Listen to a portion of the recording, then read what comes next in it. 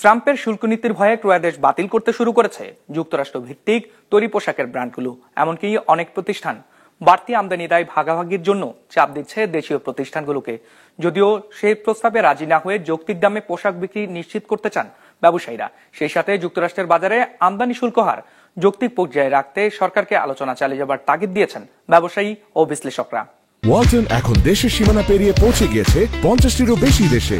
ওয়ালটন, ঘরে ঘরে বিশ্বজুড়ে।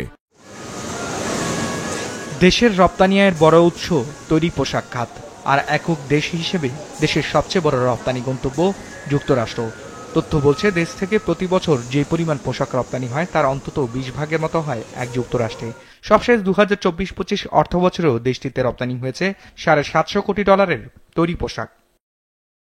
এতদিন বাংলাদেশের পণ্যের ওপর যুক্তরাষ্ট্রের শুল্ক হার ছিল 15%, অর্থাৎ যুক্তরাষ্ট্রের কোনো ক্রেতা প্রতিষ্ঠান বাংলাদেশ থেকে 100 টাকার পণ্য আমদানি করলে তার বিপরীতে দিতে হতো বাড়তি 15 টাকা। তবে ট্রাম্পের নতুন শুল্ক নীতির কারণে আসছে আগস্টে বাড়তি 35% শুল্ক দিতে হবে বাংলাদেশ থেকে পণ্য আমদানির জন্য, অর্থাৎ মোট শুল্ক গুনতে হবে 50% হারে। ফলে দেশটিতে বাড়বে বাংলাদেশ থেকে আমদানি করা পণ্যের দর। ট্রাম্প প্রশাসনের এমন ঘোষণার কারণে এরই মধ্যে বাতিল হতে শুরু করেছে দেশটি থেকে আসা ক্রয়াদেশ। অলরেডি অর্ডার স্থগিত করা হয়েছে যেগুলি, কারণ এখন যেগুলি শিপমেন্ট যাবে এগুলি কিন্তু অগাস্টে গিয়া ঢুকবে আমেরিকাতে। তো তখন এই নতুন ট্যারিফটা কি হবে এখনো তো এটা একটা আনসার্টেন।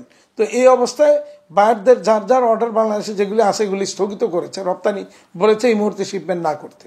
শুল্কের কারণে দাম বাড়ার আশঙ্কায় যুক্তরাষ্ট্রের বেশ কিছু ক্রেতা প্রতিষ্ঠান অনৈতিকভাবে যৌক্তিক মূল্য থেকে কম দামে পণ্য বিক্রি করতে চাপ দিচ্ছে দেশীয় প্রতিষ্ঠানগুলোকে। তবে ট্রাম্পের শুল্কের ভয়ে ব্যবসায়ীদের নতজানু না হয়ে যৌক্তিক দরে পণ্য বিক্রির তাগিদ দিয়েছেন ব্যবসায়ী নেতারা। চায়নার 29% এক্সপোর্ট কিন্তু আমেরিকার মার্কেটে। তো চায়না কিন্তু এই মুহূর্তে 55% আছে। তাহলে চায়নার 55% ডিউটি যদি থাকে তাহলে চায়নাও কিন্তু সেখানে রপ্তানিটা করতে পারবে না, কমে যাবে। তো কমে গেলে বাইরে আলটিমেটলি যাবে কোথায়? আসতে হবে আমাদের কাছে। তো আমাদের কাছে যদি আসে তাহলে আমরা কেন বাইরে যাই বলবে তাই আমরা মেনে নিতে, আমার নিজের লস করে আমি কেন তার কথা মানতে যাচ্ছি? আমাদেরকে এই জায়গাটাতে একটু স্ট্রং হতে হবে। আনইথিক্যালি যাই বলবে সেটা মানা যাবে না। চলতি মেয়াদে ক্ষমতায় বসেই আমেরিকা ফার্স্ট পলিসির আওতায় চীন, মেক্সিকো, ভারত, বাংলাদেশ সহ বেশ কিছু দেশের ওপর পাল্টা শুল্ক আরোপ করে ট্রাম্প প্রশাসন। বাংলাদেশ সহ বেশ কিছু দেশের আবেদনের প্রেক্ষিতে এতদিন যা স্থগিত রাখা হলেও আসছে আগস্ট থেকে বাংলাদেশের ওপর বাড়তি 35%, মিয়ানমারের ওপর 40%, থাইল্যান্ডের ওপর 36%, ইন্দোনেশিয়ার ওপর 32%, জাপান, কোরিয়া, মালয়েশিয়ার ওপর বাড়তি 25% শুল্ক আরোপের কথা জানিয়েছে ট্রাম্প প্রশাসন। তবে ভারতে এ হার 20%-এর কম হতে পারে বলে জানা গেছে। বাংলাদেশের উপরে যে শুল্ক আছে সেটা যদি বেশি থাকে এবং আমাদের যারা কম্পিটিটর কান্ট্রিজ আছে তাদের উপরে যদি শুল্ক প্রত্যাহার করা হয়, এটা কিন্তু তখন আমাদের জন্য খারাপ হবে। তো সুতরাং আমরা আশা করব যে অ্যাটলিস্ট আমাদের যারা মেজর কম্পিটিটরস আছে, ভিয়েতনাম, ইন্ডিয়া এবং ক্যাম্বোডিয়া, তাদের তুলনায় যেন আমাদের ট্যারিফ বেশি না হয়, সেটা হচ্ছে আমাদের আশা।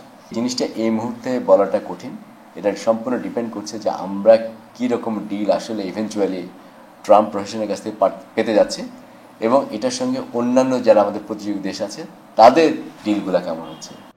তথ্য বলছে যুক্তরাষ্ট্রের সাথে বাংলাদেশের দ্বিপাক্ষিক বাণিজ্যের পরিমাণ এখন $1400 কোটি, যার মধ্যে $300 কোটি পণ্য আমদানি করে বাংলাদেশ, আর বাকিটা রপ্তানি হয় সেখানে। রায়হান শোভন, বিজনেস রিপোর্ট, মাছরাঙা টেলিভিশন।